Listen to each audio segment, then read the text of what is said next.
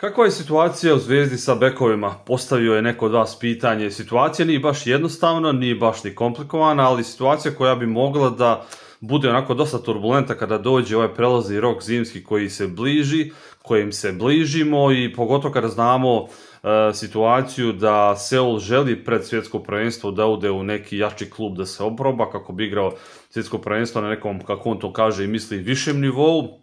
S druge strane znamo da Ognjen Mimović ima zaista katastrofalno lošu polusezonu, prvo Zenit, pa sad ova druga Pafos, što se tiče minutaže pogotovo, a tu je i Mlađan Stanković, dobro, nije baš mlađan, ima 22 godine i momak je doveden iz Čukaričkog da bi igrao, međutim, on je tu i radi sve, samo ne igra. Pričat ćemo u videu o bekovima. Šampionski pozdrav, evo nas na kanalu Imam Analiza, još neki 40, odnosno 60 pratilaca je prelazi magičnu cifru od 14.000 ljudi, hvala mnogo za podršku, naravno. Ako ste tu po prvi put ili se vraćate već nekoliko puta, zapratite kanal Imam Analiza, bavimo se Crvenom zvezdom i reprezentacijom Srbije. Dakle, Seul, počet ćemo od njega, pa ćemo da pričamo i o Mimoviću kako je u godini dana zaista nekim odlukama koje ne bih baš stavio njemu, da kažem, da idu na dušu, jeste doveo sebe u situaciju da, kao i svima nama što se može desiti, doneseš pogrešnu odluku i dovedeš sebe u situaciju da ti karijera baš i ne ide onako kako si negdje zamislio. Seul, kao prva stvar i prvi neko koga ćemo se doteći u ovom videu. Dakle, Seul je nezadovoljan, želi odlazak iz kluba. To on nije rekao javno, to su novinari parafrazirali, prenijeli tu priču kada je on otišao da igra za reprezentaciju, nepredsjedno okupljanje i rekao, dakle, tamo još u prethodnom, dakle, ciklusu, ne sad ovom ovdje, nego tamo negdje u septembru, i rekao je, dakle, da je očekivao negdje da će s krajem prelaznog roka na ljeto da ode, da napusti Zvezdu, jer negdje pomalo se možda on i sam zasitio, tu je on neki koliko godinu i pol i tako, i negdje je logično, evo sad ovdje će biti 2 godine, čini mi se da je on tu kada priđe, dakle, ovaj prelazni rok, i negdje vjerovatno je to i ok od nekog stranca da je tu 2 godine, možda eventualno 3, i najđe period da se on zasiti. Međutim, on je očekivao transfer na ljeto, nije se desio, želi taj veći nivo pred svjetsko prvenstvo. Međutim, kada je u pitanju Zvezda i odnos prema njemu, dakle, on je Zvezdi jako važan igrač i Zvezda neće da ga pusti. On ima ugovor sa Zvezdom do 27. Ja sam prilično siguran da Zvezda njega neće pustiti ako ne najđe neka druga opcija, bar do, da kažemo, još nekih pola godine. I vjerujem da će ostati do ljeta 26. I mislim da je izuzetno bitan jer može da igra, dakle, i desno i lijevo, i kao Mimović može da uđe u sredinu kada se otvara igra u sistemu 3-2, on bude jedan od te dvojice koji iz bekovske pozicije uđe u sredinu, i sigurno da on bi možda i otišao ako bi u Zvezdu došao Mimović. A kakva je tu situacija? I tu smo mogli da svjedočimo da su novinari pisali, pričali, i tek će se o tome pisati, vjerujem da bi Mimović mogao da bude taj ko bi pojačao Zvezdu, dakle, u ovom nadolazećem prelaznom roku. Kakva je situacija s njim? Dakle, on je otišao u Fenerbahče za 6,7 miliona, to znamo, i onda zbog njihovog prebrojavanja čega, pitamo Boga samo, možemo da pitamo Boga samo šta su oni to prebrojavali kad nisu znali da po njegovom dolasku je on jedan od tih koji je višak kada su stranci u pitanju, on je morao da ode u Zenit na pozajmicu. Minutaža u Zenitu nije baš idealna, odigrao je, koliko sam ja uspio da pronađem, istražim svega 6 utakmica, 242 minuta sam našao negdje da je on odigrao, jako loše, mnogo malo, nedovoljno dobro, i sigurno da igrač u takvoj situaciji ne može da napreduje. Može samo da stagnira. Zvezda jeste uzela dobar novac za njega, ali prosto Zvezda s te neke svoje strane jeste njemu pružila uslove da ode, priliku stvari, on je to prihvatio, i s druge strane on je čak tražio, odnosno imao je ponudu od Saint-Étienne, međutim nije otišao u Saint-Étienne, otišao je u Fenerbahče. Znate kako, kad vas nazove Mourinho, kaže da mu trebate, pa logično ćete izabrati prije njega, gdje god da on manje više radi, ako je u Evropi, nego klub iz Lige petice, tako da negdje i tekako mogu da razumijem, ali niko nam ne garantuje, ni njemu ni nama, da bi više napravio da otišao u Saint-Étienne. Kasnije minutaža u Pafosu odigrao 8 utakmica za sada, 364 minuta, čak je njemu mnogo veća minutaža u reprezentaciji Srbije nego što je to u Pafosu. Konkretno, sad u ovom posljednjem ciklusu kada je Veljko Paunović vodio reprezentaciju u 2 utakmice, on je odigrao, dakle, utakmicu i pol, dakle, prvu protiv Engleske odigrao svih 90 minuta, možemo reći jako dobro, kvalitetno, s njegove strane jednom jako dobro maksimum koji on može da ponudi, i odigrao drugu utakmicu protiv Letonije, 45 minuta. Dakle, odigrao čak i nekoliko utakmica za reprezentaciju U21 ove jeseni protiv Rumunije, cijelu utakmicu i protiv Francuske 75 minuta. Dakle, sakupio je više veću minutažu u reprezentaciji Srbije u U21 i u seniorskoj nego u Pafosu. I ovdje neki način možemo da prepoznamo da je Savez opet njemu negdje na neki način izlazi u susret. Ok, potrebni su bekovi u reprezentaciji, pružio mu je Savez ruku i dobija tu neku minutažu, iako u svom klubu ne igra baš dobro i kvalitetno, ali igrač na koga koji je sigurno u budućnosti reprezentacije i ovo je zaista po meni jako dobra stvar i vjerujem da on isto itekako zahvalan što se toga tiče.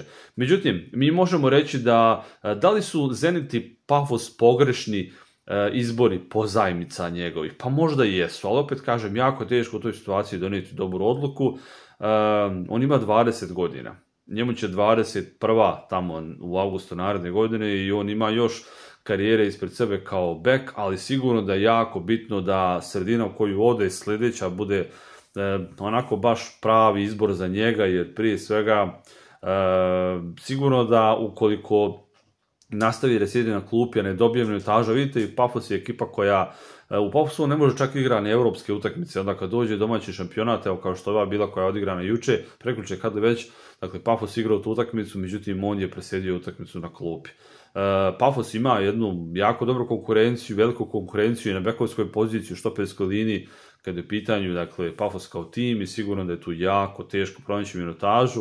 Vidjet ćemo šta će biti na zimu, sad na prelazni rok da li će se vratiti u Fenerbahče, da li će ostati u Pafosu, da li će doći u Zvezdu. Ajde na kratko samo da se dotaknemo Stankovića. Nije igrao mnogo, ali to je Zvezda. Dakle, momak je neko ko također stagnira ovdje sad u Zvezdi, na neki način, da kažemo pod navodnim znacima, ima nesreću što Seul igra jako dobro, što Seul igra konstantno, što Seul nema povrede i samo da kucnemo u drvo, da neka se nastavi tako da Seul nema povrede, jer Seul može igra desno, može igra lijevo, u nekom prosjeku, nekad iznad prosjeka, ali sigurno veoma zahvalan igrač. Ja zaista mogu da kažem da mi je tekako žao, a vjerujem da i on sam sigurno nije zadovoljan. Došao iz Čukaričkog, vjerao kroz neki period da će početi dobije veću minutažu, međutim niti se povređuje Seul, niti se povređuje Tiknizjan i evo ga, blizu smo kraja i njemu sezona, nekako njemu karijera, da kažemo, prolazi, a on već ima 22 godine, to je za beka opet jako bitno da igraš. Jako bitno da igraš. Naprimjer, Zvezda će sad imati ovaj gust raspored, radio sam taj video u četvrtak, možete pogledati određene kritične tačke u tom rasporedu, a siguran sam da će on imati, da će on bar 2 utakmice, govorim za Stankovića, početi u startnoj postavi, naročito nakon ovih evropski, nakon Steaua i nakon Šturma, ali o tom potom. Međutim, da sublimiramo na kraju. Seul želi da ide i želi to pred svjetsko prvenstvo, iako ljudi moji ona kode negdje neki klub veći jači, a znamo da su pisali Englezi o tome, da li će on tamo igrati svaku i da li će igrati od početka, jer je velika razlika, da, on jeste igrač koji se jako mnogo ponavlja, ali nismo baš mogli da vidimo, da kažemo nekakvu tu, da li bih ja to rekao, neku taktičku inteligenciju, da li bih mogu toga da kažem, ne mogu da kažem za njega da smo vidjeli neku tu fudbalsku inteligenciju, niti mogu da kažem da smo mi od njega vidjeli nešto u ofenzivnom dijelu da nam je ponudi nekog kvaliteta u defanzivi, ok, ali mnogo često u nekim utakmicama i dosta bojaželj da ode gore, da bude neka podrška krilima ili da bude podrška vezi ili da bude generalno podrška da se otvori gore, da ostavi neki prostor u sredini svojim otvaranjem šireći taj bok. Ne, pretežno je to radio Tiknizjan, koji je opet katastrofalno u defanzivi, ali od njih dvojice jedan bi bio top igrač. Kad bi njih dvojice spojili zajedno, sigurno da bi to bio jedan jako dobar, kvalitetan igrač. Međutim, ja smatram da je Seul dosta onako bojažljiv i nisam siguran koliko je on materijal za englesku Premier ligu, osim one jedne stvari koje on ima najbolje možda svih zvezdinih igrača, a to je da može trči do sutra, do prekosutra, do iza prekosutra i možda igra, 3 utakmice u 3 dana. Šta ćemo sa Mimovićem? Da li on dolazi u Zvezdu? S druge strane, on ima ugovor sa Fenerbahčeom do 29. Ja mislim da je jako malo, pazite, pričat će se mnogo ovih dana i kada dođe prelazni rok o Mimoviću, novinari će to da izvlače iz naftalina, tako kažemo, tu priču, međutim, ja mislim da je jako teško očekivati da on se vrati u Zvezdu. On se vrati u Fenerbahče, nisu Turci ludi, oni jesu generalno kritični za da izabereš njihov klub i da odeš tamo, jer sigurno da njihova liga jeste zanimljiva, kvalitetna, ali isto onako negdje mentalitet blizak, da kažem, ovim balkanskim prostorima i sigurno da mnogo toga što se obeća se negdje i ne ostvari, to bar kažu igrači koji su bili tamo, možemo to često da ispratimo kada slušamo njihove izjave.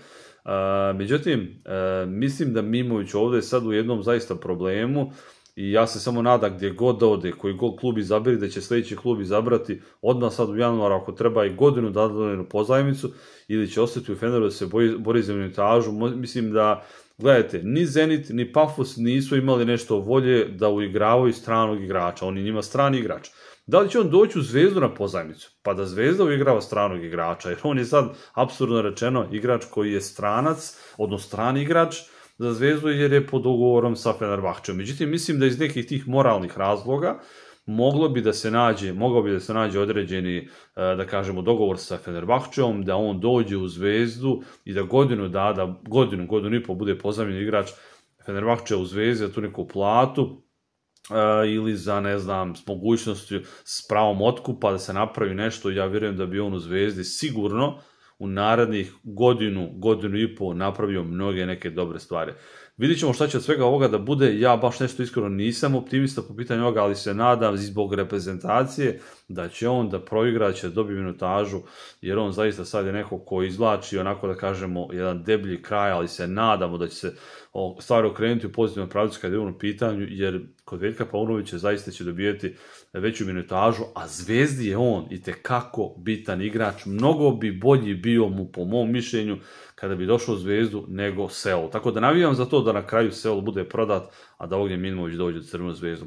Dajte mi neko vaše mišljenje, ljudi. Šta mi mislite o tome? Zapratite kanal Ivan Analiza. Šampionski pozdrav!